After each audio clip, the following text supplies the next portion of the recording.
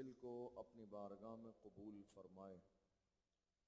काबिल मुबारकबाद हैं हमारे वो तमाम भाई जिन्होंने इस अज़ीम शान महफ़िल को सजाया, बनाया, कोशिशें और मेहनतें की।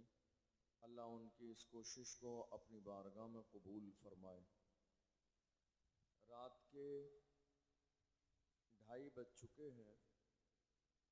वैसे तो ये वक्त सलातो सलाम पढ़ने का है कि इस वक्त सलातो सलाम हो जाना चाहिए, और चूँकि मैं जहाँ से राजस्थान से ताल्लुक़ रखता हूँ, आप में से बहुत सारे लोग राजस्थान रहते हैं, जानते हैं कि हमारे यहाँ इस वक्त जलसा नहीं होता है। हमारे यहाँ तकरीर की टाइमिंग है 10:30 11 बजे, 12 बजे तो जलसा ही ख़त्म हो जाता है।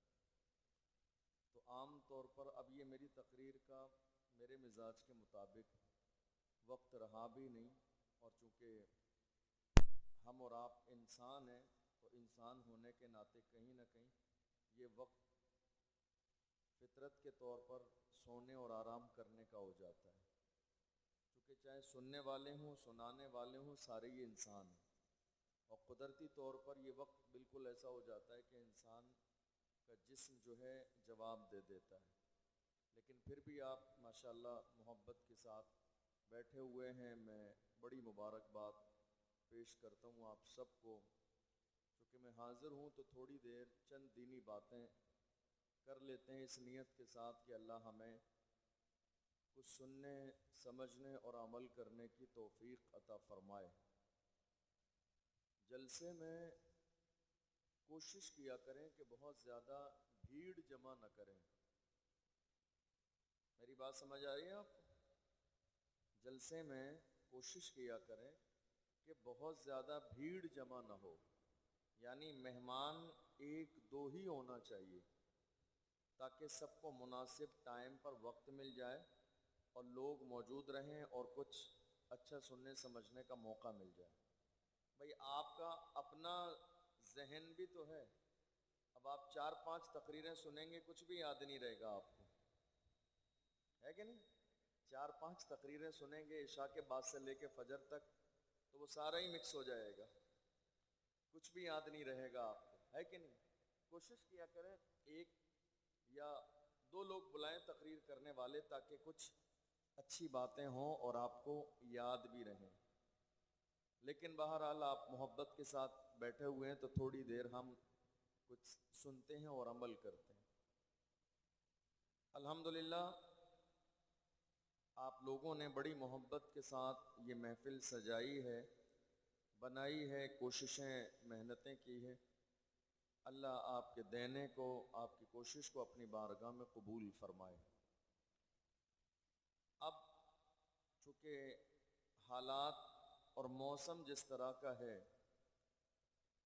कि जो हमारे ठेकेदार हजरात राजस्थान में रहते हैं, कारोबार करते हैं, अल्लाह उन्हें और मज़ीद तरक्कियाँ और कामयाबियाँ अता फ़रमाए, उनकी ठेकेदारी को सलामत रखे। वो सारे लोग मेरा मौजू, मेरा अंदाज़, मेरी तकरीर, सारी चीज़ों से वाकिफ़ हैं। लेकिन अब वक्त इतना हो गया है कि मैं शायद ना वो अंदाज़ इख्तियार कर सकूँ, ना वो बातें कर सकूँ, क्योंकि हकीकत में ये बिल्कुल फजर की अज़ान का वक्त हो चुका है। अब जिस्म बिल्कुल सबका इस अंदाज़ का हो रहा है कि बस ठीक है, सलातो सलाम हो और बस इंसान को आराम का मौका मिलना चाहिए। लेकिन थोड़ी सी बातें हम इस नीयत के साथ सुने कि हम उस पर अमल करें। आज कौम मुस्लिम जिस बेचैनी के दौर से गुज़र रही है, वो हमसे और आपसे छुपा हुआ नहीं है। पूरे मुल्क हिंदुस्तान में आज जो हालात बने हुए हैं, हमें गौर ये करना है इन हालात का जिम्मेदार कौन है। अगर हम सियासी तौर पर बात करें, फिर भी हमें ये गौर करना है कि सियासी तौर पर कौम मुस्लिम जितनी पिछड़ी हुई है, जिम्मेदार कौन है। अगर एजुकेशन लेवल पर हम बात करें कि कौम मुस्लिम इतनी पिछड़ी हुई है, जिम्मेदार कौन है, और अगर हम अमल के एतबार से बात करें कि अमल करने में सबसे पीछे कौम मुस्लिम हमें नजर आती है, उसका जिम्मेदार कौन है। और अगर परेशानियों के हवाले से बात करें कि मौजूदा दौर में सबसे ज़्यादा परेशान कौम मुस्लिम है, तो उसका जिम्मेदार कौन है। कई पहलू हैं, सियासी पहलू भी है, एजुकेशन का पहलू भी है, अमल का पहलू भी है, इल्म का पहलू भी है, कई पहलू हैं जिन पर मुख्तसर से वक्त में तफसीली बात करना मुमकिन नहीं। आज मुल्क के कोने कोने से बौछार है सवालात की इस्लाम और मुसलमानों पर।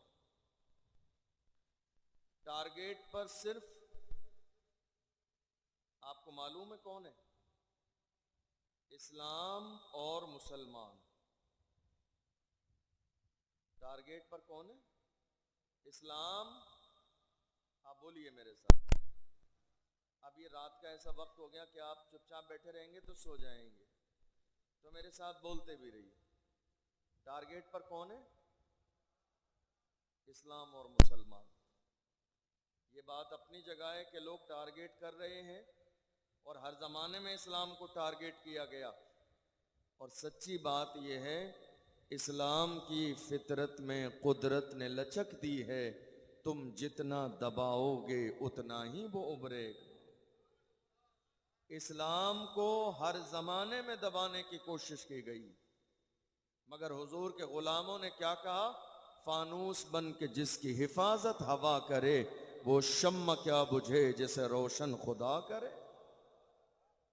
दुनिया ने हर जमाने में कोशिश की इस्लाम और मुसलमानों को मिटाने की, मगर ना इस्लाम मिटा, ना कुरान मिटा, ना कौम मुस्लिम मिटी।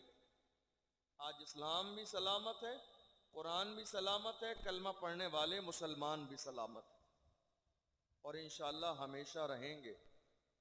और अल्लाह ने कौम मुस्लिम को इतना पावरफुल बनाया है कि जब तक हम हैं तभी तक दुनिया है। जब तक कलमा पढ़ने वाले मुसलमान हैं तभी तक दुनिया है। जिस दिन हम नहीं होंगे ये दुनिया नहीं होगी, उसी दिन कयामत आ जाए।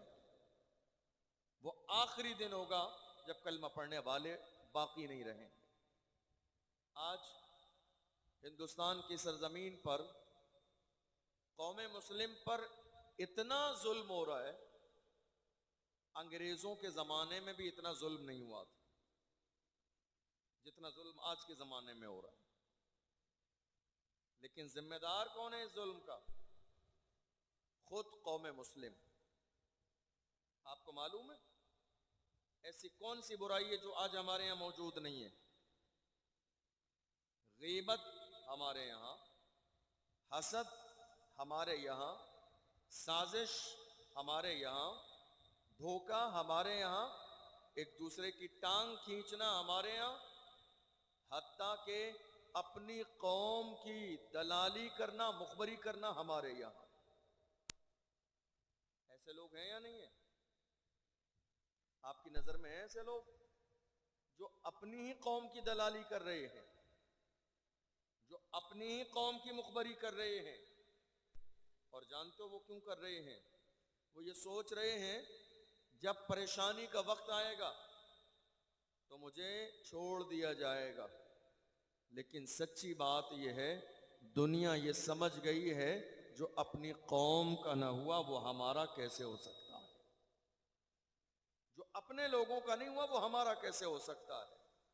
डॉक्टर राहत इंदौरी ने कहा था, लगेगी आग तो आएंगे घर कई जद में, यहां पे सिर्फ हमारा मकान थोड़ी है। जो आज साहिबे मसनद हैं कल नहीं होंगे, किराएदार हैं जाती मकान थोड़ी है। सभी का खून है शामिल यहां की मिट्टी में, किसी के बाप का हिंदुस्तान थोड़ी है। सभी का का खून है शामिल यहाँ की मिट्टी में, किसी के बाप का हिंदुस्तान थोड़ी है। हम तो आज भी बड़े फख्र के साथ कहते हैं, कुर्सी पर कोई भी बैठे राजा तो मेरा खौजा। हम आज भी बड़ी मोहब्बत और अकीदत के साथ कहते हैं। लेकिन याद रखिएगा, जिस दौर में आप जिंदगी गुजार रहे हैं, दौर के हिसाब से आपको चलना पड़ेगा। एक दौर आया जब ये मुल्क आजाद हुआ हिंदुस्तान, उस जमाने में मुल्क में सिर्फ एक सियासी पार्टी थी। पूरे मुल्क के लोगों ने उसे मान लिया। लेकिन बहुत जल्द लोगों को यह बात समझ में आ गई कि हिस्सेदारी नहीं मिलेगी, सिर्फ ताबेदारी रहेगी, और लोग अलग होते गए। नौबत यहां तक आई कि आज हिंदुस्तान की सरजमीन पर आप देख लीजिए, अलग अलग बाज़ाब्ता पार्टियां बनी हुई हैं। हर एक की अपनी आवाज है, हर एक का अपना बैनर है, हर एक का अपना झंडा है, हर एक का अपना सिस्टम है, हर एक का अपना निजाम है, हर एक की अपनी आवाज है, हर एक का अपना नेता है, हर एक का अपना लीडर है, हर एक की अपनी सियासी क़यादत है, हर एक की अपनी आवाज है, सिवाय इस मुल्क में कौम मुस्लिम के, सिवाय कौम मुस्लिम की। मेरी बात समझ आ रही है आपको? मैं आपके सर से ऊपर गुजरने वाली गुफ्तगू तो नहीं कर रहा हूं। इससे और आसान गुफ्तगू करूं कोई और मौजू पर, अगर आपको यह ना समझ आ रही हो तो। आज पूरे मुल्क में हमारी आवाज कहां है,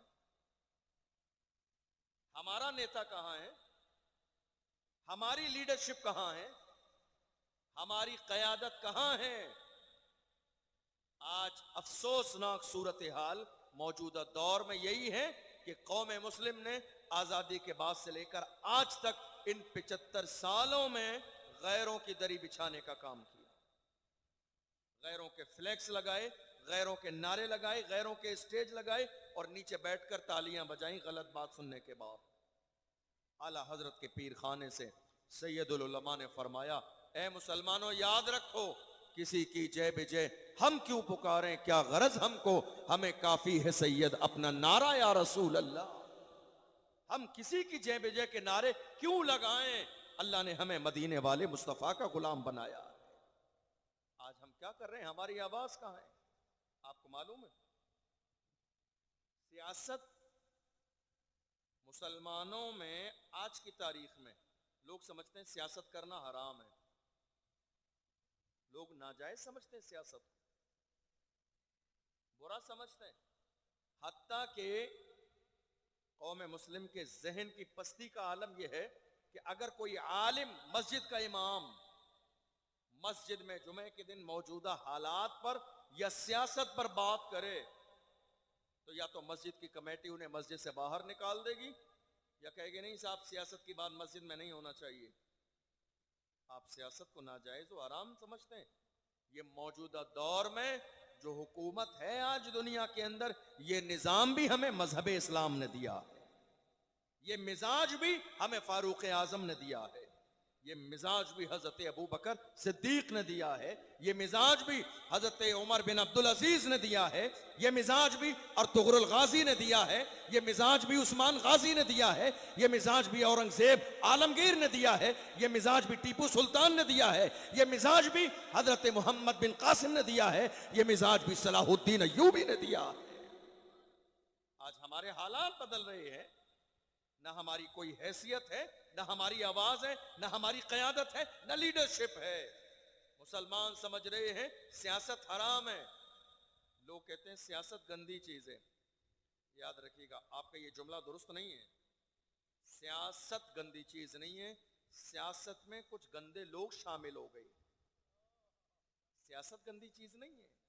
सियासत एक निजाम को कहते हैं जिसके जरिए मुल्क चलाया जाता है। बगैर निजाम के कोई मुल्क नहीं चलता है। सियासत गंदी चीज नहीं है। आप जिस सियासत को गंदा समझते रहे, आज तक जिसके करीब न गए, आज हालत यह है कि देख लीजिए, जब जिसका दिल चाहता है वो पार्लियामेंट में बिल पास कर दिया जाता है, सिर्फ इस बुनियाद पर कि आपके बंदे पार्लियामेंट तक नहीं पहुंचे, सियासत को गलत समझते हुए। आज हैरानी की बात है, सियासी तौर पर कौम मुस्लिम की कमजोरी की वजह से आज हालात हमारी और आपकी निगाहों के सामने हैं। मस्जिद का मसला हमारे सामने, अजान का मसला हमारे सामने, शादी का मसला हमारे सामने, निकाह तलाक का मसला हमारे सामने। ये सारे मसाइल आज हमारी निगाहों के सामने हैं, हम इस पर कोई बात नहीं कर पा रहे हैं। आपको मालूम है, एक कुत्ता भी मर जाए तो आज नेता उसके लिए भी अफसोस जताते हैं।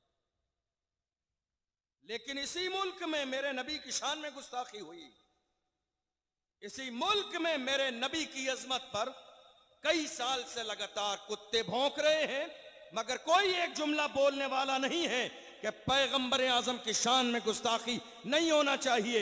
याद रखिएगा, हमने अपनी कौम के जवानों को मोहब्बत और अमन की रस्सी में बांध के रखा है, वरना भौंकने वालों कुत्तों की इतनी औकात नहीं है जो मेरे नबी की शान में गुस्ताखी कर सके। हुजूर के गुलामों ने हर जमाने में ये नारा लगाया कि मोहम्मद से वफा, तू न तो हम तेरे हैं, ये जहां चीज है क्या लाहो कलम तेरे।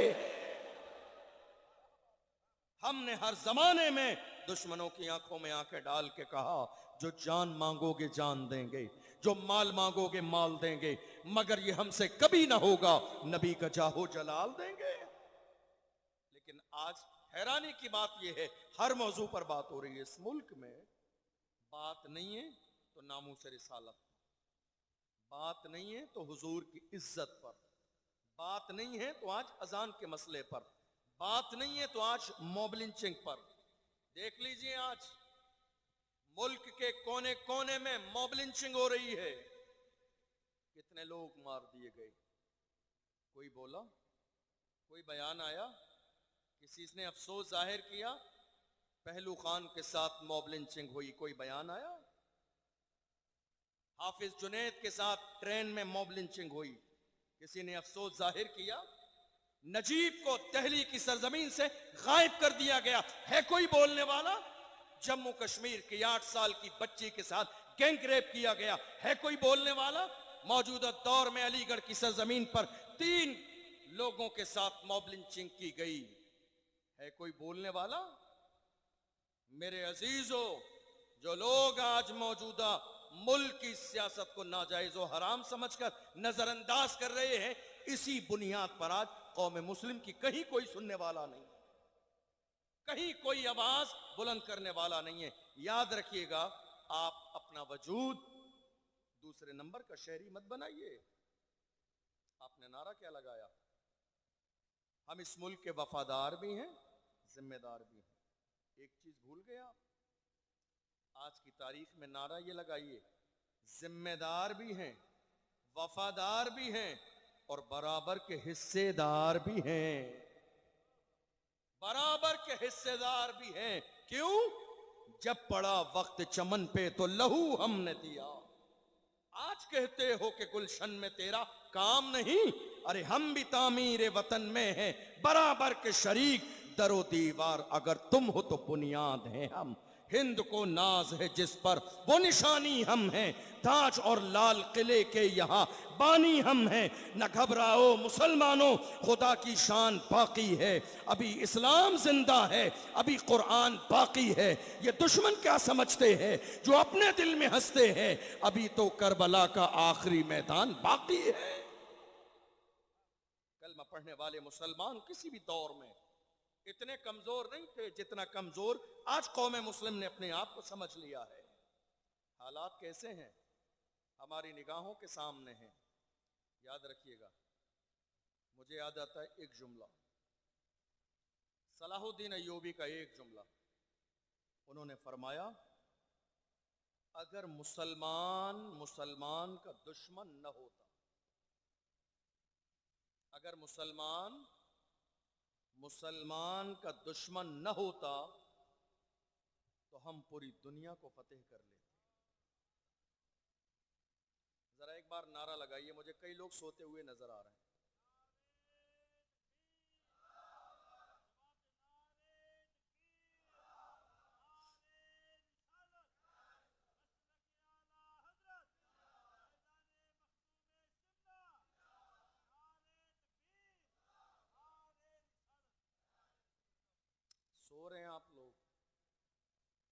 नजर आ रहे हैं कई लोग सोते हुए।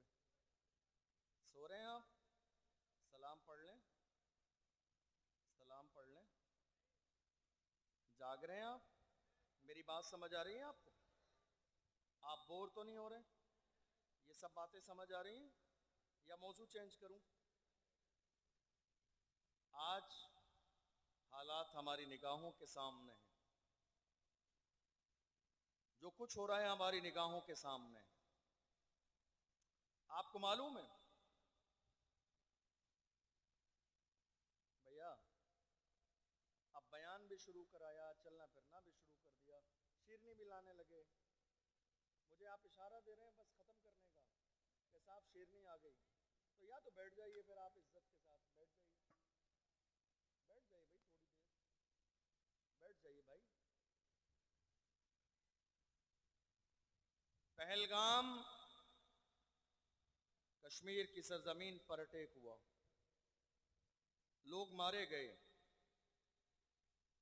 जो कुछ हुआ बहुत अफसोसनाक है, मगर याद रखिए मुसलमानों ने जो कुछ पहलगाम में हुआ उसकी हिमायत नहीं की, बल्कि सबसे ज्यादा निंदा करने वाले मुसलमान हैं, अफसोस करने वाले मुसलमान हैं। बल्कि नमाज़े जुमा के बाद पूरे मुल्क हिंदुस्तान के हमारे उलमा मस्जिदों से बाहर निकले और कंडेम किया। उन्होंने कहा नहीं, पहलगाम में जो हुआ किसी भी कीमत पर उसको बर्दाश्त नहीं किया जा सकता। लेकिन आप जानते हैं कुछ लोगों ने इस वाकई की बुनियाद पर इस्लाम और मुसलमानों को क्या क्या न कहा। पहलगाम की सरजमीन पर पूछा गया मारने से पहले धर्म क्या है, जिसने कहा मुसलमान नहीं उसको मार दिया गया। दुनिया ने कहा कि देखो साहब ये मुसलमानों ने किया, नहीं, ये जो धर्म पूछकर मारा गया है ना, ये उन दहशतगर्दों ही का काम है जो मुल्क हिंदुस्तान में हिंदू और मुसलमान में नफरत का जहर घोलने का काम करते हैं, ताकि नफरत का माहौल पैदा हो जाए कि हिंदू और मुसलमान का माहौल है। वरना गंगा जमनी तहजीब आज तक ये बता रही है कि इस मुल्क में, इस जमहूरी लोकतंत्र मुल्क में हिंदू भी रहते हैं, मुसलमान भी रहते हैं, सिख भी रहते हैं, ईसाई भी रहते हैं। चूंकि इस मुल्क को आजाद कराने वाले एक तरफ राम प्रसाद बिस्मिल थे तो दूसरी तरफ अल्लामा फजल हक खैराबादी थे। एक तरफ पर अगर भगत सिंह थे तो दूसरी तरफ सैयद किफायत अली काफी थे। एक तरफ जनरल अरोड़ा थे तो दूसरी तरफ अब्दुल हमीद थे। एक तरफ अगर बाज़ाब्ता चंद्रशेखर आजाद ने मुहिम चलाई थी तो एक तरफ अशफाकुल्ला खान ने दुनिया की आंखों में आंखें डाल के कहा था सरफरोशी की तमन्ना अब हमारे दिल में है, देखना है जोर कितना बाजुए कातिल में है, वक्त आने पर बता देंगे तुझे ये आसमां, हम अभी से क्या बताएं क्या हमारे दिल में है।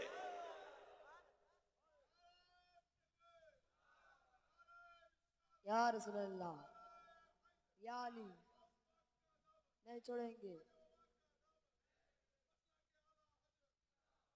फैजाबाद की जेल जाके तारीख पढ़ लीजिए, अंदाजा हो जाएगा। जब अशफाकुल्ला खान को लाया गया था, तारीख की किताबों में है, दुनिया के दूसरे लोग जब उन्हें मौत की सजा सुनाई जाती है तो कितने लोग हार्ट अटैक के जरिए मर जाते हैं। जब मौत का ऐलान किया जाता है तो कितने लोग गम के मारे कमजोर हो जाते हैं, कितने लोग बीमार पड़ जाते हैं, कितने लोग बिस्तर पे पड़ जाते हैं। मगर तारीख के औराक पलट कर देखिए, आपको अंदाजा होगा जिस दिन कहा गया था अशफाकुल्ला खान को फांसी दी जाएगी, उस दिन से लेके फांसी के दिन तक अशफाकुल्ला खान का वजन बढ़ गया था। वो खुश थे, रो नहीं रहे थे। और जब ले जाया गया, फांसी का फंदा अपने होठों से चूम के अपने हाथों से गले में डाला, इसलिए कि एक मोमिन मरने वाला मरता नहीं है, जगह बदलती है। मरते मरते उसकी आंखों में ये ख्वाब रहता है, आंख बंद होगी तो कब्र में मुस्तफा के चेहरे की ज़ियारत होने वाली है। अशफाकुल्ला खान से कहा अंग्रेजों ने, कोई आरजू हो तो बताइए, इस मुल्क की मिट्टी से हमारी वफादारी ये है। अशफाकुल्ला खान ने कहा था, कुछ आरजू नहीं है आरजू तो ये है, रख दे कोई जरा सी खाके वतन कफन में। सुभान अल्लाह। इस मुल्क से मुसलमानों की मोहब्बत ये है। पूछिए सैयद किफायत अली काफी से, जब इस मुल्क के लिए मुहिम चलाई, अंग्रेजों ने गिरफ्तार किया और कहा मुरादाबाद के चौराहे पर फांसी लगाई जाएगी। रमजान का महीना है, रोजे की हालत में है, लाया गया, भीड़ जमा कर ली गई और जब उनके गले में फांसी का फंदा डाला गया, भीड़ जमा है, लोग खड़े हैं।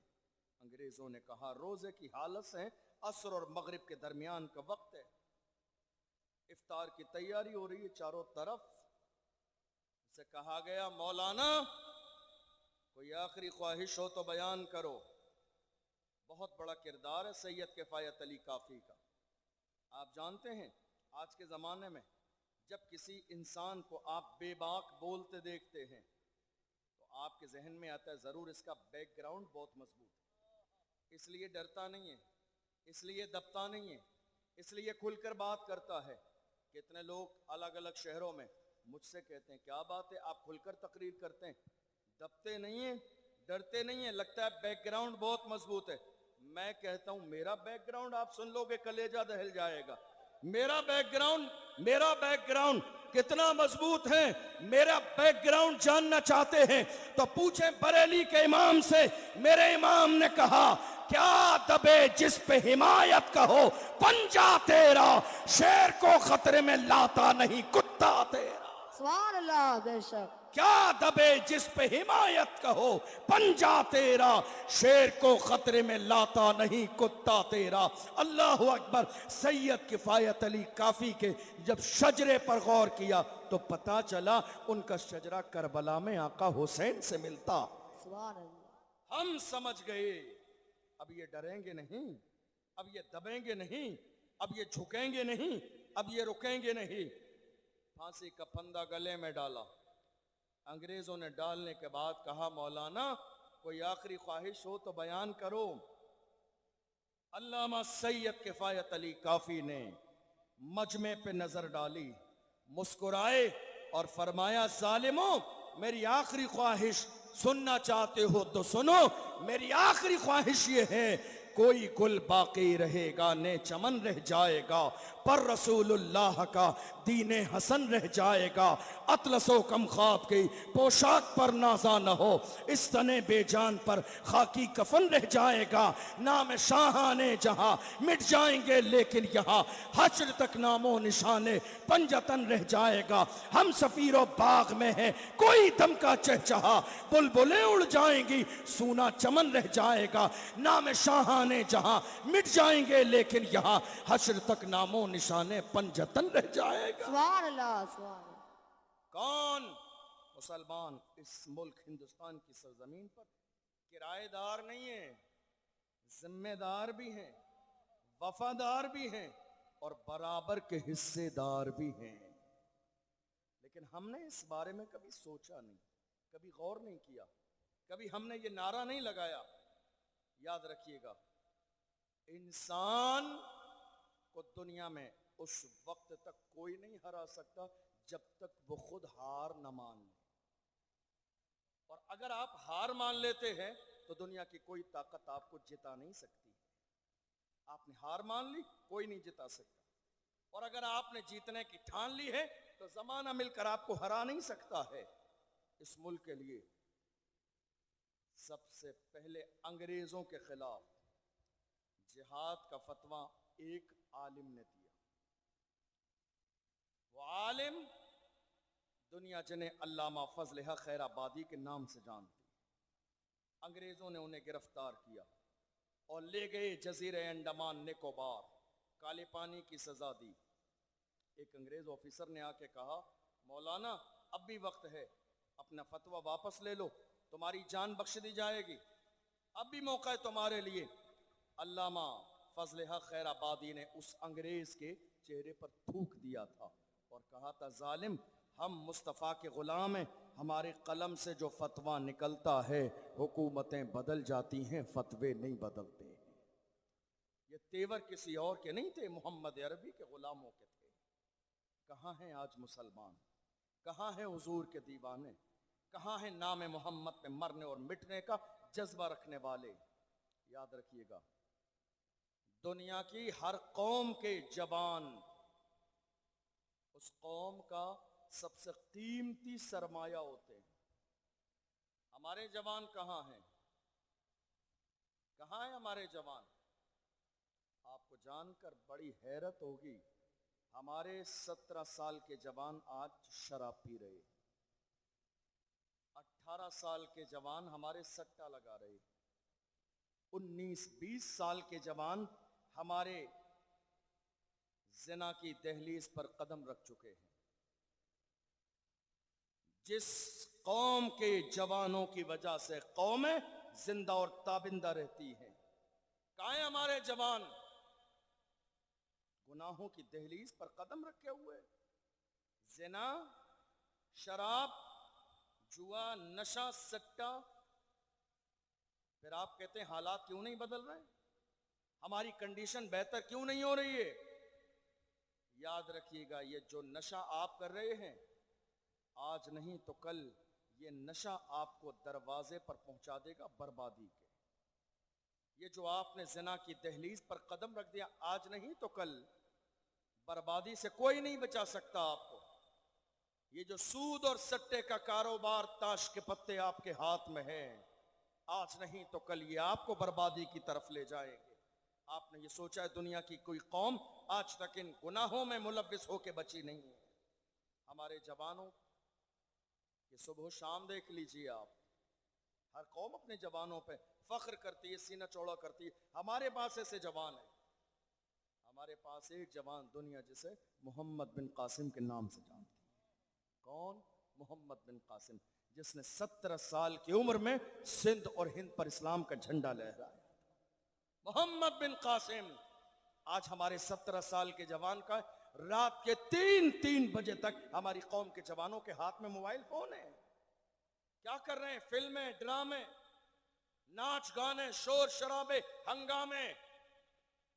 ऐ मेरी कौम के गैरतमंद जवानों, तुम चाहते हो कि कौम में तब्दीली आ जाए, हालात बेहतर हो जाएं, तो पहले अपनी तन्हाई को पाक करो। मेरे नबी ने यही तो फरमाया, जिसकी तन्हाई पाक हो गई है उसकी दुनिया भी बेहतर हो गई, आखिरत भी बेहतर हो गई। हमारे जवान आज क्या कर रहे हैं?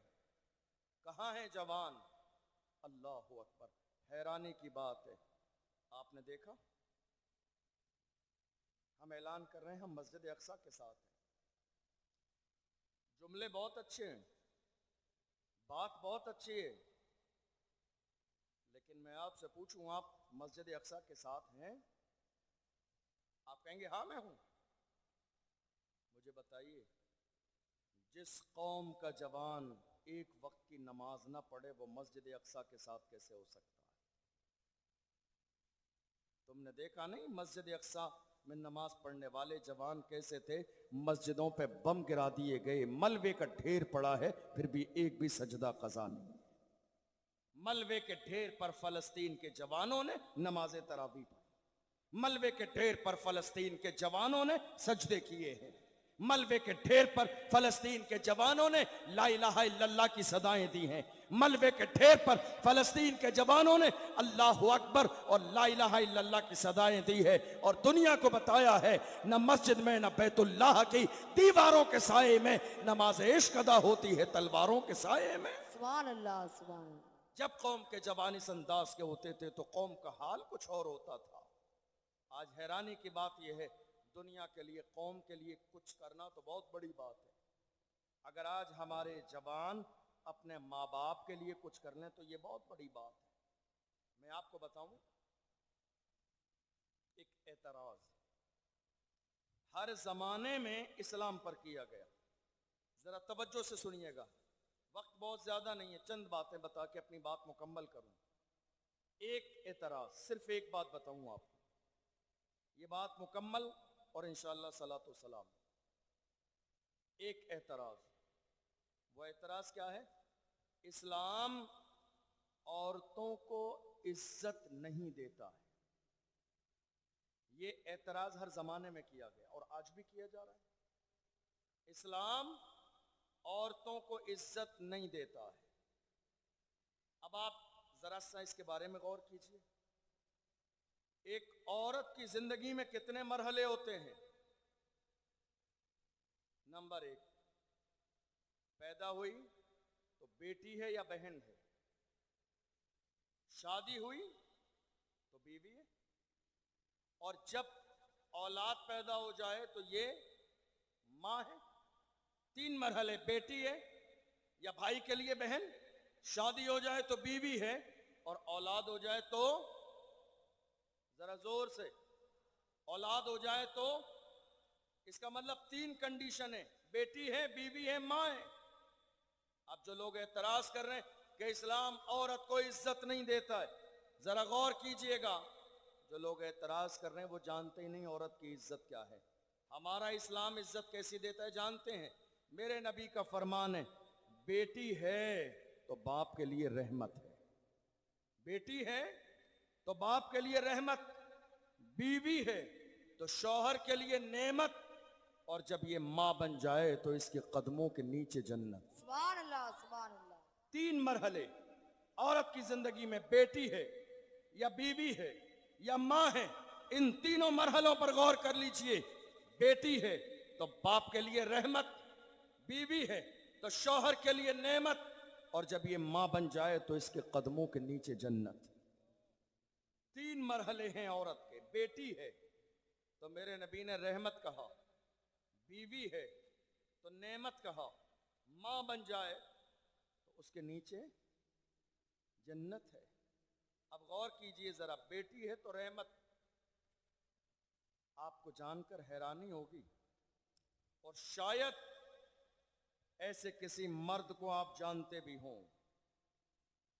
आज मालूम है क्या हो रहा है? कितनी तलाकें सिर्फ इस बुनियाद पर हो रही हैं कि जब कोई औरत मां बनने वाली हो तो हमारे दरमियान कितने मर्द ऐसे हैं जो कह देते हैं, नहीं साहब मुझे बेटी नहीं चाहिए, बेटा चाहिए। ऐसा है या नहीं? बेटी नहीं चाहिए। औलाद के पैदा होने से पहले ये धमकी दे दी जाती है, अगर बेटी हो गई तो तलाक दे दूंगा, अगर बेटी हो गई तो घर से बाहर निकाल दूंगा। नादान इंसान देख ले, रसूलुल्लाह ने ये नहीं कहा बेटा पैदा होता है तो रहमतें नाजिल होती हैं, मगर बेटी के लिए कहा जिसके घर में बेटी पैदा होती है उसके घर में अल्लाह की रहमतें नाजिल होती हैं। सुभान अल्लाह। आज हमारा हाल कितना मुख्तलिफ है। कितनी जगहों पर यह देखा जाता है, बेटे पैदा होता है ना, पूरे खानदान में मिठाई तकसीम की जाती है। बेटी पैदा होने के बाद लोग दोस्तों को बताते तक नहीं है। कोई पूछे तुम्हारे घर में बच्चे की पैदाइश हुई? हाँ बस ठीक है, हो गई, और बताओ काम कैसा है? बताया भी नहीं बेटी है या बेटा है।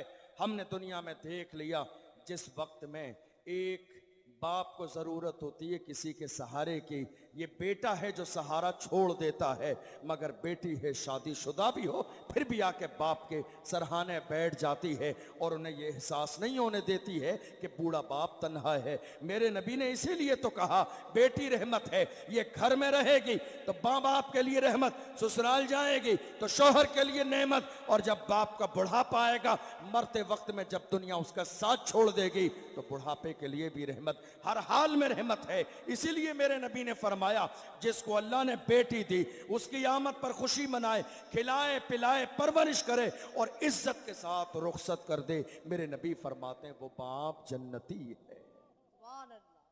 जन्नती है वो बाप। कहा या रसूला, मेरे नबी ने फरमाया 3 बेटियां। एक साहब ने कहा या रसूला मेरे 2 ही हैं, क्या मुझे जन्नत में मिलेगी? फरमाया हाँ, अगर तू भी अमल करेगा तुझे भी जन्नत। ने कहा या रसूल्लाह मेरे एक ही है। कहा तेरे लिए भी जन्नत। किसी ने कहा या रसूल्लाह मेरे तो बेटी नहीं है।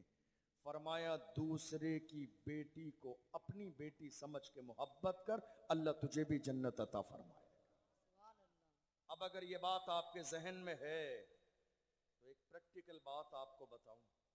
आज हमारे समाज में, खानदान में मुसलमानों की, हमारी माँ और बहनों की दुश्मनियों का लेवल इतना बढ़ गया है कि हमारे पड़ोसी से जरा सी 4 बातों में अनबन है, हमारे पड़ोसी के घर अगर जवान बेटी है, कोई उसका रिश्ता लेकर आ जाए, और अगर वो रिश्तेदार किसी अंदाज में हमें एक लम्हे के लिए मिल जाए, तो हम क्या कहते हैं? तुम जिस लड़की का रिश्ता लेकर आए हो, क्या तुमने इसके बारे में तहकीक भी कर ली है, पता भी कर लिया है, या बस अचानक रिश्ता लेकर आ गए? अब ये ऐसे ही हो गया, ठहरे हुए पानी में आपने कंकरी मार दी, अब वो लास्ट तक हिल जाएगा। कहा ऐसा क्यों कहते हो, लड़की अच्छी नहीं है? कहता नहीं साहब, अब हम तो पड़ोसी हैं, अपनी जबान से नहीं कह सकते, तुम फिर भी पता कर लो। मुझे बताइए, ऐसा है या नहीं हमारे समाज में? गौर कीजिए, अल्लाह के नबी फरमा रहे हैं, जो दूसरे की बेटी को अपनी बेटी समझ के मोहब्बत करेगा, उसके लिए भी जन्नत है। मगर हाल देखो आज कौम मुस्लिम का, कि दूसरे गरीब की बेटी की अगर रुखसती की बात आती है, तो आज हमारे अपने लोग एक होने वाले रिश्ते को खराब करा देते। नहीं मेरे अजीजों, बेटियों की इज्जत करो। इस्लाम बेटियों की इज्जत की बात करता है। हम ये देख रहे हैं, आज बेटियां हमारी 35-35, 40-40 साल की हो रही है, कोई दरवाजे पर रिश्ता लाने वाला नहीं है। क्यों? हमारी कौम के जवानों को मालदारी का शॉर्टकट चाहिए, मालदार ससुराल के जरिए।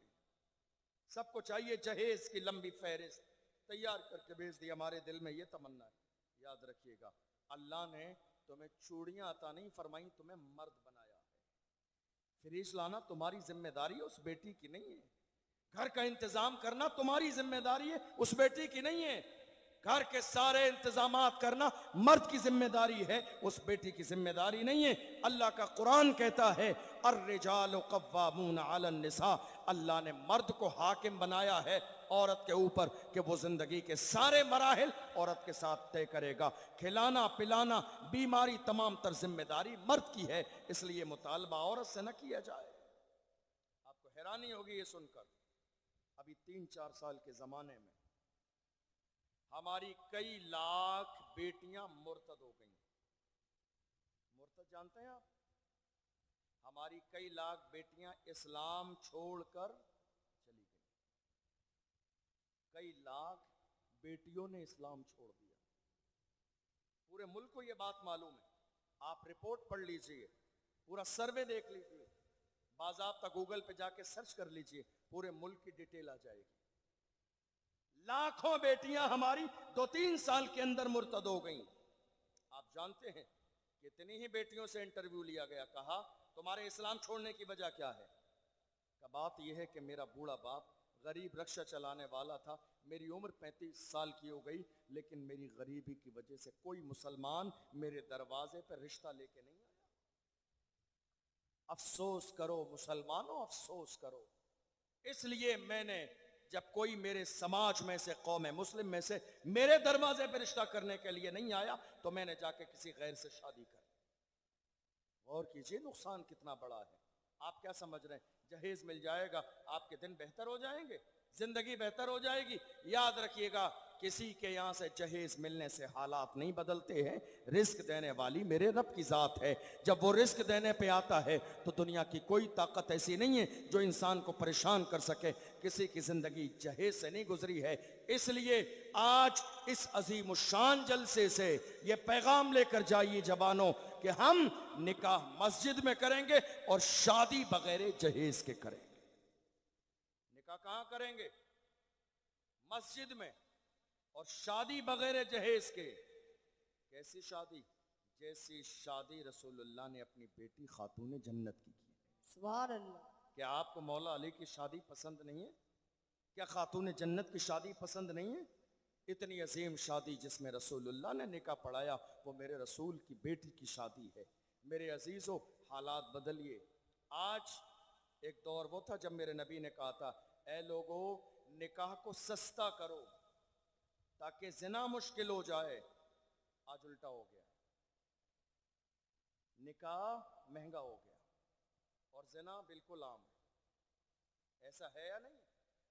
कौन कौन है मेरी बात से एग्री बताइए? ऐसा है या नहीं? आज के जमाने में निकाह महंगा हो गया और जिना बिल्कुल आम है। ये तबाही आज दरवाजे दरवाजे पहुंच रही है। ये शादियां इतनी लेट क्यों की जा रही हैं? सिर्फ जहेज के लिए, खाने के लिए, रस्म रिवाज के लिए?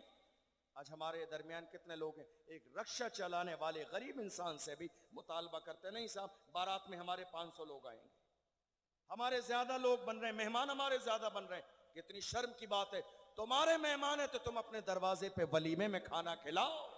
ये लड़की वालों की जिम्मेदारी नहीं है कि उसके दरवाजे पे 500 लोगों को लेके पहुंचो।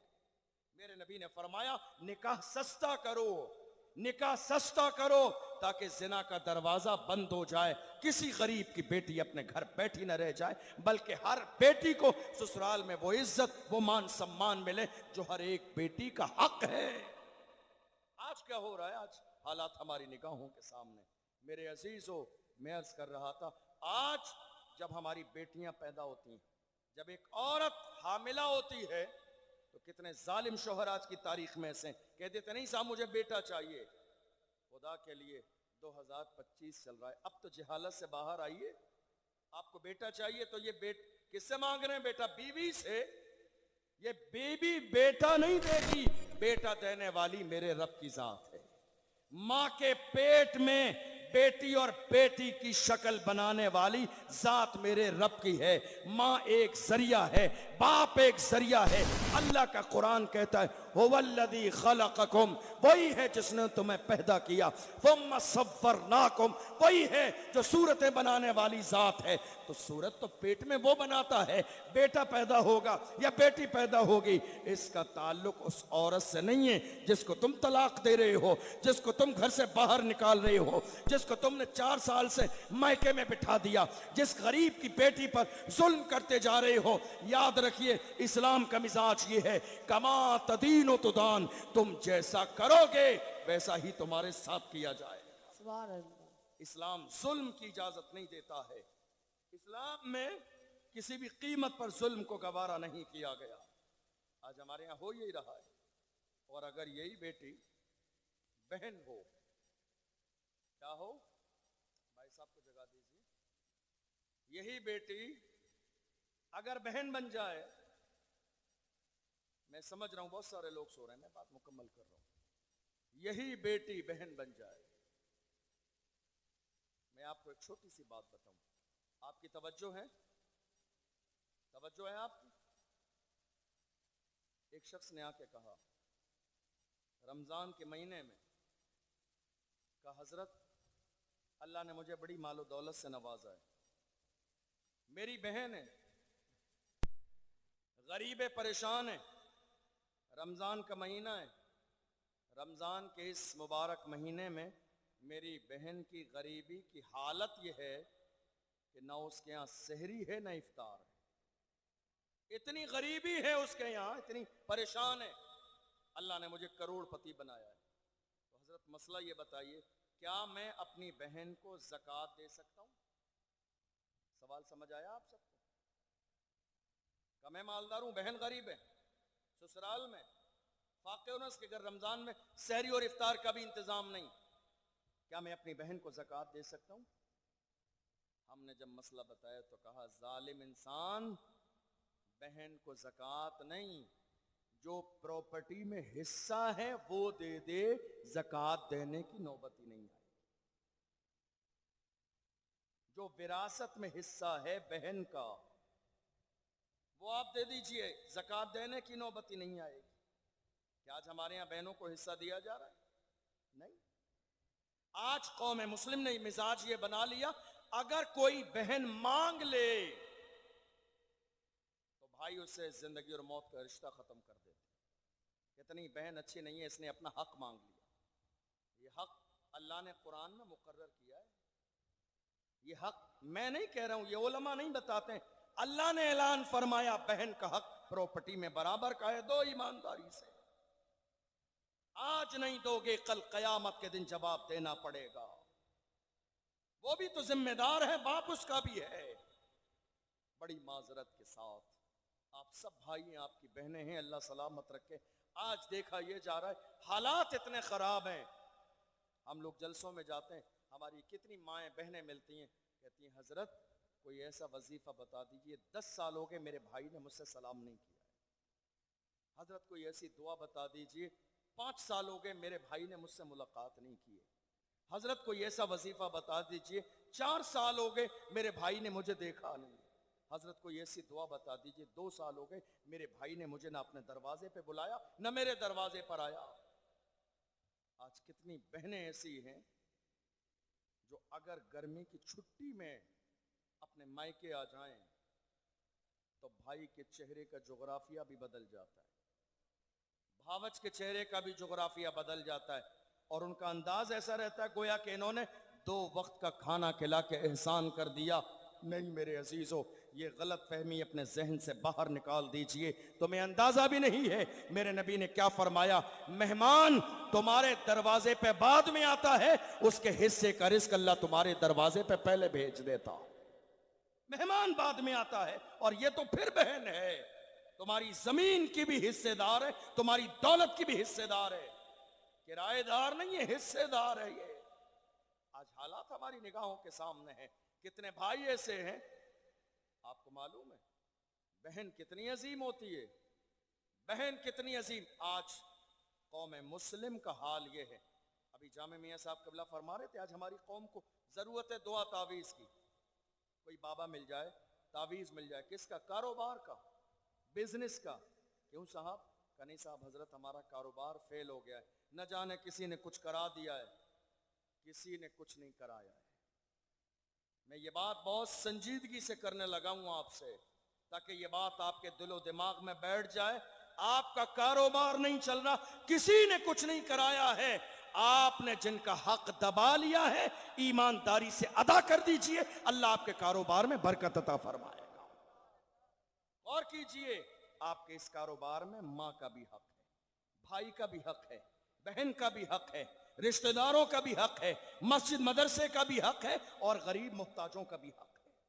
क्या आपने हक अदा किया? नहीं।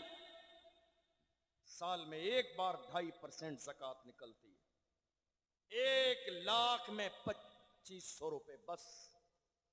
वो भी हमारा मुसलमान दिल पे पत्थर रख लेता है, कैसे दूं 2,500। कितने लोग ऐसे हैं, बड़ी माजरत के साथ हमारे कितने मुसलमान भाई ऐसे हैं, कहते हैं मेरे खून पसीने की कमाई है, मेरे बाजू की कमाई है, ये मैंने बाजू की कमाई है, मैंने अपनी ताकत से कमाए। मैं कहता हूं नादान इंसान, अपने बाजू पे इतराने वाले, जाके हॉस्पिटल का चक्कर लगा, तुझे अंदाजा लग जाएगा तू जिस बाजू पे इतराता है तुझसे बड़े बड़े सूरमा जिंदगी और मौत के बिस्तर पे पड़े हैं। न उनके पैरों में जान है, न हाथों में जान है। खुदा ने बता दिया है बादशाही सिर्फ हमारी है, पावर सिर्फ हमारा है, जिंदगी देने वाले सिर्फ हम हैं, जिसे चाहते हैं जिंदगी देते हैं, जिसे चाहते हैं मौत के घाट उतार देते हैं। आज हम अपने हुकूक अदा करने के लिए तैयार नहीं, फिर कहते हैं साहब कारोबार में बरकत नहीं। वजीफा बताइए, आपको मालूम है जहां तक मैंने समझा, एक बहन करोड़पति हो,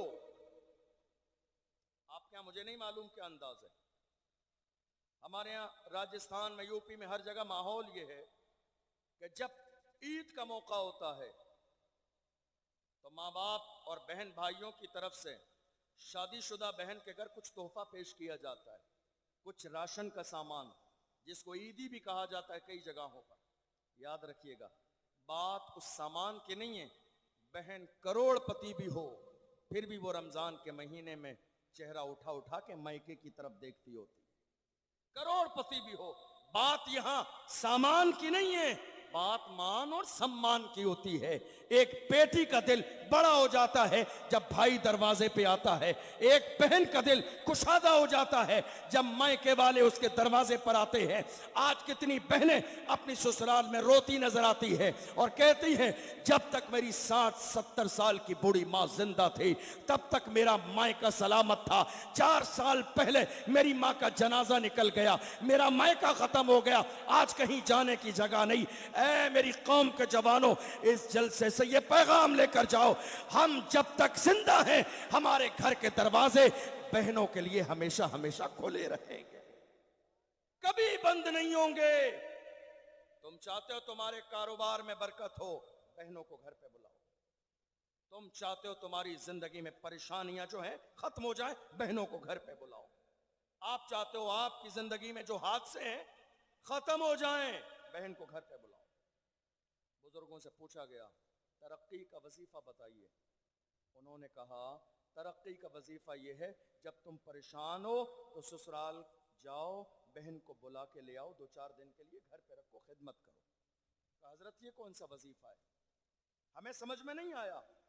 बुजुर्गों ने फरमाया तुम्हारी जिंदगी में तुमसे सबसे ज्यादा प्यार करने वाली मां के बाद मां की तरह सिर्फ एक बहन होती है। मां जैसा प्यार कोई कर सकता है? नहीं। अल्लाह ने वो क्वालिटी बहन के अंदर रखी है। एक बहन ऐसी है, बुजुर्गों ने फरमाया तुम जब लेकर आओगे, परेशानियों फाके होने लगे, कारोबार न चले, बिजनेस न चले, तुम्हारी दुआएं रद्द कर दी जाएं, हालात खराब हो जाएं, बस इतना करो, बहन के ससुराल जाओ, मोहब्बत के साथ घर पे लेकर आ जाओ। ये मत सोचो परेशानी है घर में और परेशानी हो जाएगी, नहीं नहीं, माँ की तरह जब बहन आएगी, परेशानी देखेगी, वुजू करके मुसल्ला बिछाएगी, तेरे लिए हाथ उठा के रो देगी, इधर आंसू गिरेगा, उधर अल्लाह तेरी परेशानी को दूर फरमा देगा, इधर उसकी आंख से आंसू निकलेगा। इसलिए कि मां की तरह ममता अगर खुदा ने किसी के दिल में रखी है भाई के लिए, तो वो सिर्फ बहन का दिल है। आज कितने भाई ऐसे, 5 साल हो गए रिश्ता खत्म, मिलने नहीं जा रहे हैं, सलाम नहीं, कलाम नहीं। आपको मालूम है बहनों को बड़ा मान होता है भाइयों पर। अब आप सो रहे हैं तो मैं बिल्कुल घरेलू गुफ्तगू करने लगा हूं। बहनों को बड़ा मान होता है भाइयों पर, इसलिए बहनों का मान टूटने न दें। बहनों को बड़ा गुरूर होता है भाइयों पर, इसलिए उनका सीना और उनकी सर को कभी शर्मिंदगी से झुकने न दें। ये रिश्ता बड़ा अजीम है, बड़ी मोहब्बत वाला रिश्ता है। आपको मालूम है मेरे नबी की कोई सगी बहन नहीं, हाँ एक रजाई बहन का जिक्र मिलता है किताबों में। हजरत शीमा रदी अल्लाह ताला अन्हा, जिन्होंने हजरत हलीमा सादिया का दूध पिया था, जिनका दूध मेरे नबी ने पिया था, मगर मेरे नबी उनका इतना एहतराम करते थे, जब वो मुलाकात के लिए आती थी तो मेरे नबी इस्तकबाल में उनके लिए उठ के खड़े हो जाते थे। रसूलुल्लाह ने एहतराम करके दिखाया। हम कहाँ हैं आज, कहाँ हैं हम आज? हमें तलाश है किसी बाबा की, किसी तावीज की। नहीं साहब, कारोबार पे हमारे बंदिश है, किसी ने बंदिश करा दी है। मेरे भाइयों, किसी ने कुछ नहीं कराया। अल्लाह का कुरान कहता है वमा असाबकुम मिन मुसीबतिन फबिमा कसबत ऐदीकुम, तुम्हारी जिंदगी में जो परेशानियां हैं ये तुम्हारे करतूत हैं, तुम्हारे अमाल हैं, जिसकी बुनियाद पर तुम्हारी जिंदगी के कारोबार फेल हो गए हैं। मेरे अजीजों, आओ आज इस अजीम शान जलसे में अहद करो, हम जिएंगे तो मुस्तफ़ा के ग़ुलाम बनकर, दुनिया से जाएंगे तो मुस्तफ़ा के ग़ुलाम बनकर, और ज़माने से कहेंगे मैं सो जाऊं या मुस्तफ़ा कहते कहते, खुले आँख सल्ले अला कहते कहते। और हमारा हाल ये होगा, मैं वो सुन्नी हूँ जमीले कादरी, मरने के बाद मेरा लाशा भी कहेगा अस्सलातो वस्सलाम। आज हालात क्या हैं हमारी निगाहों के सामने? बेटी है तो बाप के लिए रहमत, बीवी है तो शौहर के लिए नेमत। ये किसी गरीब की बेटी आपके घर में है ना, मारिए मत, जुल्म मत कीजिए, सताइए मत, खाने में नमक ज्यादा हो जाने पर तलाक मत दीजिए। इसलिए अगर आज जुल्म करेंगे तो कल इसके बदले में आप पर भी जुल्म किया जाएगा। मेरे नबी का फरमान याद रखिए, मेरे नबी ने फरमाया जुल्म उतना ही करो जितना तुम अपने ऊपर बर्दाश्त कर सकते हो। किसी को इतना ही सताओ कि जब तुम्हें सताया जाए तो तुम बर्दाश्त कर सको। नहीं मेरे अजीजों, ये जो बीवी तुम एक वकील और 2 गवाहों की गवाही से निकाह करके लाए हो, जिम्मेदारी आपकी है, खिलाना आपको है, पिलाना आपको है, मेहर आपको देना है, बीमार हो इलाज आपको कराना है। ये नहीं है कि बीमार हो जाए ले जाके मायके में डाल दो, मायके वाले इलाज कराएंगे। नहीं मेरे अजीजों, जिम्मेदारी तुम्हारी है। यहीं रुक के एक बात जरूर कहूंगा आपसे, और आप मेरी बात की तस्दीक करेंगे। अब आपको मालूम है इस वक्त कौम मुस्लिम में तलाक़ें बहुत ज़्यादा हो रही हैं। क्या हो रहा है? तलाक़ें बहुत, आपके यहाँ पता नहीं क्या माहौल है, लेकिन आम तौर पर हिंदुस्तान में इस वक्त में तलाक़ें बहुत ज़्यादा हो रही हैं। जब तलाक़ होती है ना तो वो मसला दारुल इफ्ता में आता है मुफ्ती साहब के पास। तो मुफ्ती साहब लड़के वालों को लड़की वालों को पहले दोनों को बिठाते हैं जब तलाक़ होने वाली होती है, समझाते हैं, दोनों फैमिलियों को कन्वेंस करते हैं कि गलत फहमियाँ दूर कर लो, घर बर्बाद हो जाएगा, तुम्हारी औलाद तबाह बर्बाद हो जाएगी। पता किया जाता है आखिर तलाक़ की वजह क्या है। आपको शायद ये सुन के ताज्जुब हो, मैं माजरत चाहूँगा, मेरी माँ और बहनें यहाँ मौजूद हैं, अल्लाह उन्हें सलामत रखे। मौजूदा दौर में सर्वे के मुताबिक तलाक होने की जो जिम्मेदारी है 95% लड़की की माँ के सर जाती है। 95% मौजूदा दौर में तलाक की जिम्मेदार लड़की की माँ। आप कहेंगे वो कैसे? लड़की की माँ इसलिए जिम्मेदार है आज तलाक की कि आज माएँ बेटी की शादी हो जाने के बाद भी यह चाहती हैं जिस तरह मेरी हुकूमत मेरे घर में चलती है, शादी के बाद भी मेरी हुकूमत मेरी बेटी के घर में चले। यही एक वजह है जिसकी बुनियाद पर आज हजारों बेटियों के घर तबाह बर्बाद हो गए। हमने देखा है कितने दामाद ऐसे हैं, बेटी घर पे आई, उसने शिकायत की मेरी ससुराल में किसी ने एक ज्यादती कर दी, माँ बाप ने रोक लिया, खास तौर पर माँ ने। बाप को तो अक्सर मुफ्ती साहब पता ही नहीं चलता है। माँ ने रोक लिया, 10 बार बुलाने आया दामाद, भेजा नहीं। पता है क्यों? 4 चक्कर और लगवाएंगे, नाक रगड़ेगा ना इसकी औकात समझ में आ जाएगी। 10 बार दरवाजे पर लेने आया मिन्नत करने, मेरा घर बिगड़ जाएगा, मेरी बीवी को भेज दीजिए। उस लड़की की माँ ने भेजा नहीं। अब उस लड़के का दिल टूट गया, उसने भी कसम खा ली जब तक जिंदा रहूंगा इस लड़की को दोबारा अपने दरवाजे पे नहीं बुलाऊंगा। अब जब उसने कसम खाई तब इस लड़की को माँ को जरूरत है कोई मौलाना कोई बाबा मिल जाए तावीज करने वाला कि किसी तरह दामाद का पलट जाए और मेरे दरवाजे पे बुलाने आ जाए। मेरी बात समझ आई क्या कहा मैंने? आप अब किसी बाबा की जरूरत है, दिमाग पलट जाए दामाद का, दरवाजे पे बुलाने आ जाए। 10 बार बुलाने आया, भेजा नहीं। मेरे अजीजों, ये ईगो कैसा है, ये गुरूर कैसा है, ये तकब्बुर कैसा है। याद रखिएगा, किसी समझदार ने कहा था आगाह अपनी मौत से कोई बशर नहीं, सामान 100 बरस का है पल की खबर नहीं। ये गुरूर कैसा है, ये तकब्बुर कैसा है। नहीं मेरे अजीजों, अपनी बेटियों के घर तबाह बर्बाद ना करो। आज हो क्या रहा है मालूम है आपको?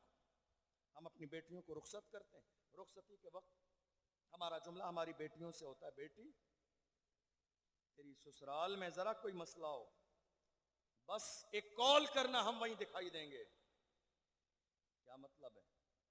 मैदान जंग में भेजना है आप अपनी बेटी को? आप वहां क्यों दिखाई देंगे? आपके दिखने का क्या मतलब है? वहां कोई इज्जतदार और खानदानी आदमी बेटी को इन जुमलों के साथ रुखसत नहीं करता है। एक इज्जतदार आदमी कहता है मेरी बेटी आज के बाद तेरा असल घर वही है, लड़ना नहीं, झगड़ना नहीं, फसाद नहीं करना, माँ को माँ मानना, बाप को बाप मानना, वहां की बेटी को बहन मानना। तो इस अंदाज में रहेगी तो तेरा घर जन्नत का गहवारा बन जाएगा। कोई इज्जतदार माँ बाप बेटी के घर पंचायत करने नहीं जाते, कोई खानदानी आदमी बेटी के घर लड़ाई में शरीक होने नहीं जाता है। वो कहते हैं बेटी हमने शादी कर दी, तेरा घर है, चलाना तुझी को है। जिन घरों के वालिदैन लड़की की हिमायत करते हैं वो घर कभी आबाद नहीं होते हैं। मेरे नबी ने अपनी बेटी को रुखसत किया। कौन बेटी जिसका आंचल न देखा महो मेहर ने? हुजूर की बेटी सैयदा जाहिदा तैयबा ताहिरा जान अहमद की राहत पे लाखों सलाम। कौन बेटी हुजूर की? वो बेटी जो कयामत के मैदान में गुजरेंगी तो निदा दी जाएगी, ए अहले महशर नजरों को झुका लो, महबूब की बेटी का गुजर होने वाला है। वो बेटी मेरे नबी ने जब मौलाए कायनात के साथ रुखसत किया तो एक जुमला मेरे नबी ने कहा, बेटी अली से कोई ऐसा मुतालबा न करना जिसे मेरा अली पूरा न कर सके। कीजिए आप। मुझे नहीं लगता है कि कोई ऐसा मुतालबा है जो अली ना पूरा कर सके, लेकिन मेरे नबी ये जुमला इरशाद फरमा रहे हैं उम्मत को सिखाने के लिए कि एक बाप की जिम्मेदारी क्या है कि वो अपनी बेटी को कैसे रुखसत करे। आज घर टूट रहे हैं, आपको हैरानी होगी, हजारों में नहीं लाखों में तलाक के केस आज कोर्ट और कचहरी में पड़े हुए हैं। कितने लोगों की जमीनें बिक गई, कितने लोगों के सोने और जेवर बिक गए, कितने लोगों की दुकानें बिक गई, कितने लोगों के मकान बिक गए। इसी केस को लड़ते लड़ते 20 साल हो गए। तलाक का केस, लड़के की भी जिंदगी बर्बाद हो गई, लड़के की जिंदगी भी बर्बाद हो गई। ए मेरे अजीजों, ये उलमा किस लिए हैं, मुफ्ती साहब किस लिए हैं? इस ईगो के लिए, गुरूर और तकब्बुर के लिए। जरा सा झुक जाइए, एक कदम झुक जाएंगे, अल्लाह आपकी जिंदगी को भी बेहतर कर देगा, आखिरत को भी बेहतर कर देगा। गुरूर किसके लिए है? मेरे नबी ने फरमाया मन तवादा लिल्लाहि रफ़अहुल्लाह, जो अल्लाह के लिए झुक जाता है अल्लाह उसे दर्जों बुलंदियां अता फरमा देता। और अगर यही औरत बेटी है तो रहमत, बीवी है तो नेमत, और जब ये मां बन जाए तो इसके कदमों के नीचे, जरा जोर से बोलिए, जब ये मां बन जाए तो इसके कदमों के नीचे जन्नत है। मगर आज हमारी कौम के जवानों का हाल क्या है मालूम है? हमारे जवान घर के बाहर हों, दोस्तों में, तो उनकी जबान से फूल निकलते हैं, लेकिन यही जवान जब घर में आते हैं तो हैवान बन जाते हैं। लहजा देख लिए माँ बाप के साथ, चीखना, चिल्लाना, डांटना, गाली देना। एक माँ, एक 70 साल का बूढ़ा बाप बेटे से अपनी इज्जत को बचा के रखता है, कहीं ऐसा ना हो कि मेरा बेटा मेरी बेइज्जती करे। हमारे बुजुर्गों ने यहां तक फरमाया जिस दिन तुम्हारे बूढ़े माँ बाप तुम्हें डांटना बंद कर दें इस खौफ से कि तुम उनकी बेइज्जती न कर दो, समझ लो तुम्हारी बर्बादी का वो पहला दिन है, जब तुम्हारे वालिदैन तुम्हें नसीहत करना छोड़ दें। आज हाल क्या है? एक बेटा 20,000 रुपए कमाता है, माँ बाप के हाथ कितने आ रहे हैं महीने में? मुश्किल से 2,000, 18,000 का है उस जवान की अपनी जेब में। राशन के लिए माँ को दिए 2,000, क्या घर का निजाम 2,000 में चल जाएगा? ये जिस माँ से आपने छुपाए हैं ना पैसे, ये वो माँ है जिसने 9 महीने तुम्हें पेट में रखा है। तुम्हारी अपनी औलाद है ना, रात के 12 बजे तुम्हारे 1 साल के बच्चे को बुखार आ जाता है ना, तो दौड़ते जाते हो डॉक्टर के दरवाजे पर चिल्लाने के लिए। जरा अंदाजा लगाओ, आज तुम्हारे घर के बराबर डॉक्टर क्या जो है, दुकान भी है, मेडिकल भी है। तुम जिस जमाने में 25 साल पहले माँ की गोद में होते थे, उस जमाने में न मेडिकल होता था, न डॉक्टर की दुकान होती थी। रात के अंधेरे में, आंधी तूफान में ये बूढ़ी माँ दौड़ती जाती थी सीने से लगा के, सिर्फ इसलिए कि मेरे बेटे को कुछ हो ना जाए। आज रो रही है माएं, बूढ़े बाप परेशानी के दौर से गुजर रहे हैं। इस कौम के पास अपने बूढ़े माँ बाप के लिए न इज्जत है, न एहतराम है। आपको मालूम है, हम लोग जब जलसे में आते हैं, कितनी जगह ऐसा होता है लोग फूल लेके हमारे रास्ते में बिछा रहे होते हैं, कितने लोग गले में माला डालते हैं, कितने लोग दौड़ के आते हैं हाथ चूमने के लिए। आपको क्या लगता है हमें ये सब देखकर बहुत खुशी होती है? हरगिज नहीं। हमारा ज़मीर इतना कमजोर नहीं। याद रखिएगा, तुम्हारे घर में सबसे बड़ा पीर तुम्हारी मां मौजूद है, सबसे बड़ा पीर तुम्हारे घर में तुम्हारे वालिद मौजूद हैं। तुम चादर चढ़ाने के लिए जा रहे हो, जिस चीज को इस्लाम ने मना किया, जब तक एक चादर पुरानी ना हो जाए दूसरी चादर की इजाजत नहीं है, मसला के आला हजरत में। लेकिन ये बूढ़ी माएँ सालें गुजर गई हैं, कभी जाके देखा क्या उसके पास चादर सलामत है या नहीं है? नहीं। कभी जाके उसके पास बैठे उसका हाल क्या है? नहीं। कभी जाके उसकी कंडीशन देखी? नहीं। माँ कितनी अजीम है मालूम है? मेरे नबी ने फरमाया रिज़ल रब्ब फी रिज़ल वालिदैन व सख्तुर रब्ब फी सख्तिल वालिदैन। माँ बाप अगर राजी हैं तो खुदा राजी है, माँ बाप अगर राजी नहीं है तो खुदा भी राजी नहीं है। कहाँ हो जवानों, गौर करो, जरा देखो कहीं ऐसा तो नहीं कि तुमसे तुम्हारे माँ बाप राजी ना हो। ये चीखना, ये चिल्लाना, ये शोर, ये शराबा, ये वालिदैन की नाफरमानी। मेरे नबी ने फरमाया इंसान दुनिया में बेशुमार गुनाह करता है जिसकी सज़ा मरने के बाद मिलेगी, मगर दुनिया में एक गुनाह ऐसा भी है जिसकी सज़ा दुनिया ही में मिलती है, और वो है माँ बाप को सताने का गुनाह। इंसान दुनिया में हजारों गुनाह करता है जिसकी सज़ा मरने के बाद मिलेगी, लेकिन एक गुनाह जिसकी सज़ा दुनिया ही में मिलेगी वो है माँ बाप की नाफरमानी, उनको सताना, उनका दिल दुखाना। इसलिए आज इस अजीम शान जलसे से ये पैगाम लेकर जाइए, हम अपने माँ बाप का दिल नहीं दुखाएंगे। आपको मालूम है दुनिया के अंदर जितने भी औलिया इकराम मौजूद हैं, अल्लाह उस वक्त तक इंसान को विलायत का दर्जा देता ही नहीं है जब तक कि उसे उसके माँ बाप राजी ना हो। कहाँ हैं आप? हमने ये देखा है शादी के बाद आप एक इंसान से पूछिए आपकी फैमिली में कितने लोग हैं, आपकी फैमिली में कितने लोग हैं? एक इंसान कहता है 4 लोग। कौन कौन है? मैं हूं, मेरी बीवी है, एक बेटा है, एक बेटी है, 4 लोग हैं। मैं कहता हूं नादान इंसान, जिस घर में मां ना हो वो घर घर नहीं है। जिस फैमिली में बूढ़े माँ बाप को शुमार ना किया जाए वो फैमिली फैमिली नहीं है। तुमने जिन बूढ़े माँ बाप को नज़रअंदाज कर दिया है, छोड़ दिया है, और तुमने ये समझ लिया है कि नहीं साहब कुछ नहीं होता है, याद रखो जिस औलाद को तुम नाज़ो नियम में पाल रहे हो, कल तुमसे ज्यादा सख्त इम्तिहान इस औलाद के जरिए तुम्हारा भी लिया जाएगा। आज कितने लोग हमने देखे मुंबई, हैदराबाद, कोलकाता, कहाँ कहाँ रहते हैं, जब उनके माँ बाप की खबर जाती है माँ बाप बीमार हैं, आते नहीं है वापस, जब इंतकाल की खबर जाती है तो दौड़ के आते हैं। अब इस गर्मी में किसी की बूढ़ी माँ का इंतकाल हो जाए, उसकी लाश 2 दिन रख सकते हैं? नहीं रख सकते। आप लोग रखवाते हैं, क्या कहते हैं, बेटा नहीं आया है, बेटा नहीं आया, बेटे ने चेहरा नहीं देखा। मैं तो सिर्फ इतनी सी बात जानता हूं, जिसने जिंदा पे चेहरा नहीं देखा वो मरने के बाद चेहरा देख भी लेगा तो क्या हो जाएगा। मां जिंदा थी तो चेहरा देखा नहीं, बूढ़ा बाप जिंदा था तो चेहरा देखा नहीं, मां मर चुकी है अब चेहरा देख भी लेगा तो क्या हो जाएगा। काश के ये चेहरा जिंदा पे देख लेता। मेरे नबी फरमाते हैं जिसने मोहब्बत के साथ मां का चेहरा एक बार देखा अल्लाह उसे एक मकबूल हज का सवाब अता फरमाता।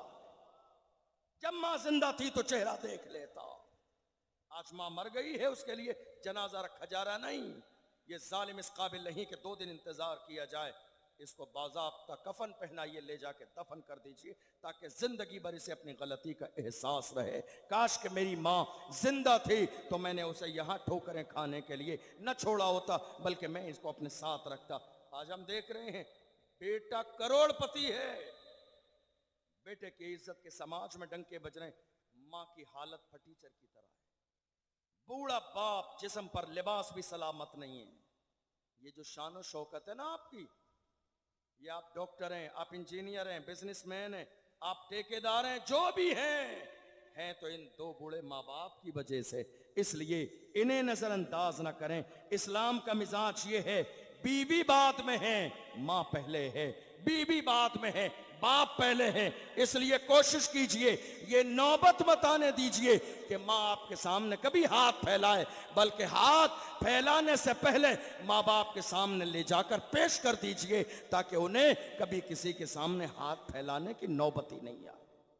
अल्लाह का कुरान कहता है फला तकुल्लहुमा उफ़्फ़िन वला तन्हरहुमा वकुल्लहुमा क़ौलन करीमा। खबरदार खबरदार माँ बाप से उफ तक न कहो, एक जुमला भी न कहो।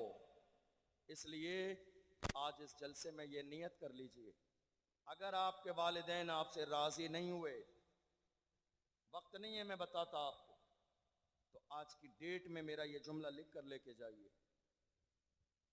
जब तक आपके माँ बाप आपसे राजी नहीं हुए तो आज इस जलसे की डेट और मेरा जुमला लेकर लेके जाइए। दुनिया में जहां जाएंगे आपको ठोकर लगेगी। बूढ़े बाप आपसे राजी नहीं हुए, जहां जाएंगे आपको ठोकर लगेगी। और अगर ये दोनों आपसे राजी हैं तो आप जहां भी खड़े हो जाएंगे अल्लाह आपको इज्जत अता फरमाएगा। मेरे आका सल्लल्लाहु अलैहि वसल्लम ने इरशाद फरमाया, हुजूर ने इरशाद फरमाया, जितनी तेजी के साथ मेरी दुआ उम्मती के हक में कबूल होती है, उतनी ही तेजी के साथ बूढ़े माँ बाप की दुआ औलाद के हक में कबूल होती है। आप अंदाजा तो लगाइए कितने लोग ऐसे हैं। राजस्थान में, हमारे जिले में कितने लोग ऐसे हैं। किसी ने नई कार ली, ला के मेरे दरवाजे पे लगाई, कहा हजरत मेरे दिल में ख्वाहिश थी कि जब मैं नई कार खरीदूंगा तो सबसे पहले शहर काजी साहब को उस गाड़ी में बिठाऊंगा बरकत के लिए। आप यकीन जानिए, मैं ये बात ऑन रिकॉर्ड कह रहा हूं, कोई नहीं बता सकता कि आज तक मैं किसी की नई गाड़ी में बैठा। मैंने कहा नहीं, मुझसे ज्यादा बरकत वाले कदम तुम्हारे घर में तुम्हारे बूढ़े माँ बाप के मौजूद हैं, पहले उनको बिठाओ। कोई आया, हजरत हमने नी खोद लिए, नया मकान बनाना है, आप जरा पहले ईंट रख दीजिए बरकत के लिए। मैं कहता हूं माँ बाप जिंदा हैं, कहा हजरत माँ बाप तो जिंदा हैं। मैं कहता हूं पहला हाथ उनका लगवाइए, उनसे ज्यादा बरकत वाले मेरे हाथ नहीं है, इसलिए कि तुम्हारी जिंदगी में सबसे बड़ा पीर तुम्हारी माँ है, तुम्हारे वालिद है। आज हम यही भूल गए हैं, आज हम यही भूल गए हैं। मैं ये नहीं कह रहा हूं आप पीरों की इज्जत ना करें, पीरों की इज्जत करें, लेकिन घर में जो माँ बाप की शक्ल में सबसे बड़े पीर मौजूद है, उनकी इज्जत पहले कीजिए, उनकी खिदमत पहले कीजिए, उनका एहतराम पहले कीजिए। इसलिए कि अगर आप उनकी इज्जत और खिदमत नहीं करेंगे तो कल कयामत के दिन आपको इस बात का जवाब देना पड़ेगा, और जब जवाब देना पड़ेगा तो जवाब आपके पास नहीं होगा। इसलिए ये नियत करके जाइए, हमारी माएँ बैठी हैं, हमारी बहनें बैठी हैं, कितने बुजुर्ग ऐसे हैं जिनकी ज़बानों पर शिकवे। हम लोग जलसे में जाते हैं ना, कितने बूढ़े माँ बाप ऐसे हैं। कोई बात समझ नहीं आ रही है आपको? सुन लीजिए थोड़ी। कितने माँ बाप बूढ़े ऐसे हैं। हम लोग जब जलसे में जाते हैं, कहीं किसी माँ बाप से पूछ लेते हैं खैरियत है। प्रैक्टिकल बात बता रहा हूँ, किसी बूढ़े बाप से पूछते खैरियत है, आप यकीन जानिए खैरियत का जुमला उनकी जबान पर बाद में आता है, आंख से आंसू पहले निकल जाते हैं। कहते हैं हजरत क्या खैरियत पूछते हो, जिसके जवान 5 बेटे हों और वो 1-1 रुपए के लिए परेशान हो, जिसके 5 बेटे जवान हो वो 1-1 रोटी के लुकमे के लिए परेशान हो, जिसके घर में जवान औलादे हो और उससे कोई सलाम करने वाला, बीमारी में डॉक्टर के यहाँ ले जाने वाला ना हो। ऐ मेरी कौम के जवानों, तुमने क्या हासिल किया?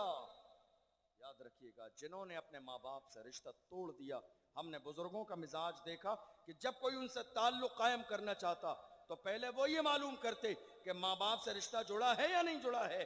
पता चल जाता माँ बाप से रिश्ता टूटा हुआ है तो बुजुर्गान दीन भी रिश्ता नहीं जोड़ते। वो कहते जो अपनी माँ का वफादार ना हुआ वो हमारा वफादार कैसे हो सकता है, जो अपने बूढ़े बाप का वफादार ना हुआ वो हमारा वफादार कैसे हो सकता है।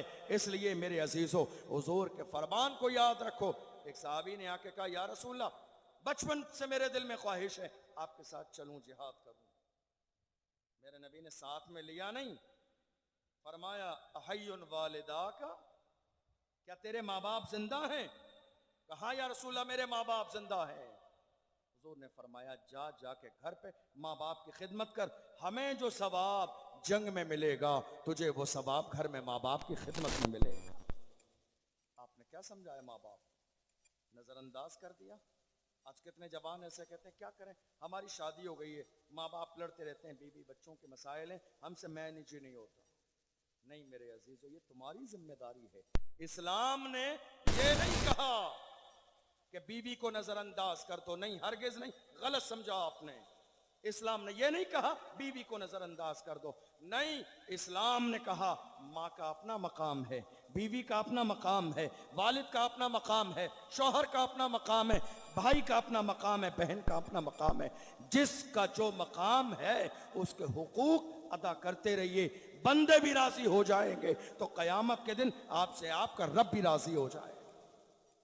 और याद रखिएगा, ये जो आपके घरों में जवान बेटियां बैठी हुई हैं,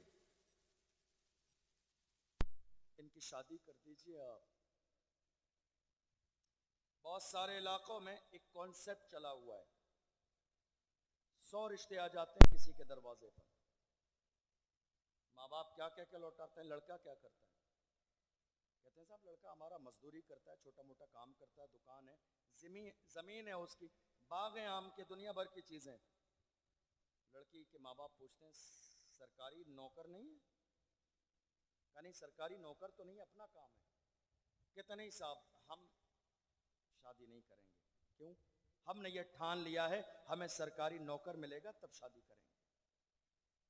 ये जो गलत कॉन्सेप्ट आज हमारी कौम के बहुत सारे बूढ़े माँ बाप के जहन में बैठा हुआ है, खुदा के लिए इसको बाहर निकाल दीजिए। बेटियां 35-35 साल की हो गई, लेकिन तलाश इसी बात की है कोई सरकारी नौकर मिल जाए।